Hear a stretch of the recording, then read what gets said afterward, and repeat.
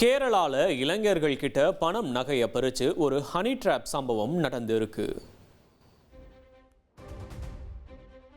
கேரள மாநிலத்தில் honey drop மூலம் இளைஞர்களை வரவழைத்து பணம் நகைகளை பறித்த தம்பதி கைது செய்யப்பட்டனர்.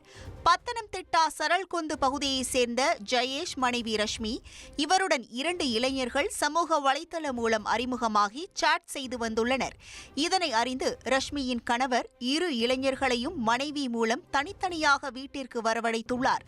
அப்போது இளைஞர்களை சித்திரவதை செய்து நிர்வாணமாக்கி மனைவியுடன் உல்லாசம் அனுபவிப்பது போல் வீடியோ எடுத்து பணம் நகைகளை பறித்துள்ளார்.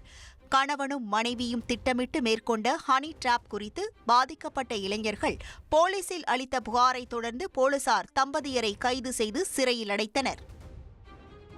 காஞ்சிபுரம் மாவட்டம் முத்தரமேரூர் அருகே 2 பைக்குகள் உரசி லாரி மீது மோதியதில் பெரும் விபத்து நிகழ்ந்திருக்கிறது.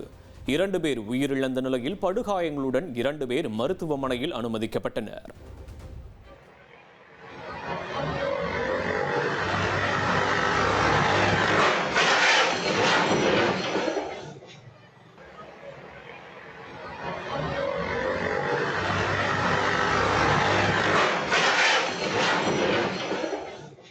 நெல்லை மாவட்டம் இருக்கன்துறையில கோவில்ல விளக்குகளை திருடி சிசிடிவி காட்சியில சிக்கியிருக்காங்க இந்த பெண்மணி.